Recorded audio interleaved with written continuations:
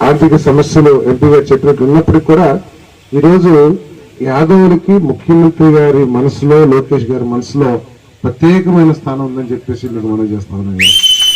ఎందుకంటే నేను ఆ పార్టీలో చేరినప్పుడు వారితో మాట్లాడిన మాటలు కానివ్వండి, ఈరోజు చేతల రూపంలో దేశంలో అనేక రీజనల్ పార్టీస్ ఉన్నాయి.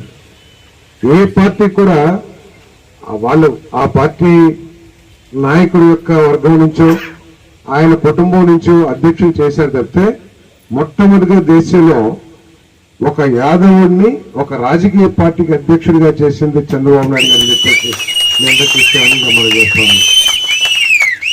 కాబట్టి తప్పకుండా ఆయన మన రిక్వెస్ట్ ని కన్సిడర్ చేస్తారని చెప్పేసి భావిస్తున్నాను. మేమందరం కూడా వెళ్ళి మరి ఆ నిధుల కోసం ప్రయత్నం చేస్తామని చెప్పేసి మనం చేస్తాను.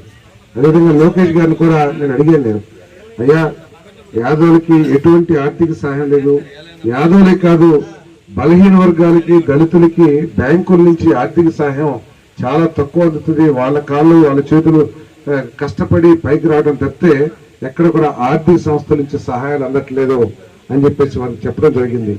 లేదన్నా మీరు వర్కౌట్ చేయండి, తప్పకుండా బ్యాంకర్స్ మీటింగ్ పెట్టి ఏ విధంగా బలహీన వర్గాలకి వాళ్ళ వృత్తుల్ని అభివృద్ధి చేయడానికి ఆర్థిక సాయం చేయాలో ఆలోచించేద్దాం, మన ప్రభుత్వం నుంచి కూడా కావాల్సిన నిధులు ఏర్పాటు చేస్తామని చెప్పారు.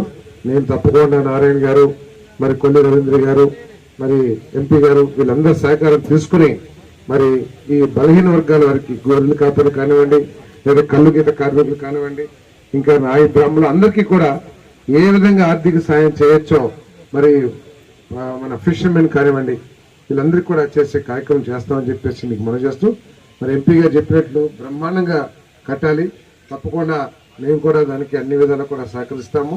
మరి రాబోయే రోజుల్లో ఇది అందరికీ ఉపయోగపడే విధంగా మన వాళ్ళు ఏంటంటే చిన్న చిన్న రాజకీయాలతో, సిల్లీ రాజకీయాలతో మరి గొడవలు ఎక్కువ చేస్తూ ఉంటారు. దయచేసి రాజకీయాలను పక్కన పెట్టండి.